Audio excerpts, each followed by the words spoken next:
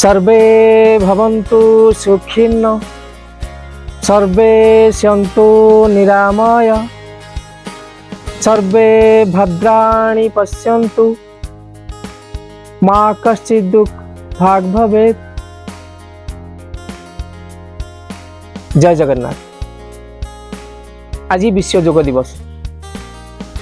ये योग दिवस अवसर रे मोर समस्त ओडिशावासी को निवेदन, योग केवल निज पाई योग करंतु, सुस्थ रुहंतु। प्रतिदिन योग प्राणायाम करंतु, निज शरीर को निज स्वास्थ्य को फिट रखंतु एवं योग द्वारा निज मस्तिष्क निज नियंत्रण रहिबो, निज स्वास्थ्य निज नियंत्रण रहिबो। तेणु आज दिन में समस्त को अनुरोध, समस्ते योग करंतु, सुस्थ रुहंतु एवं समाज को सुस्थ वातावरण दियंतु। जय जगन्नाथ। प्रणाम ओडिशा।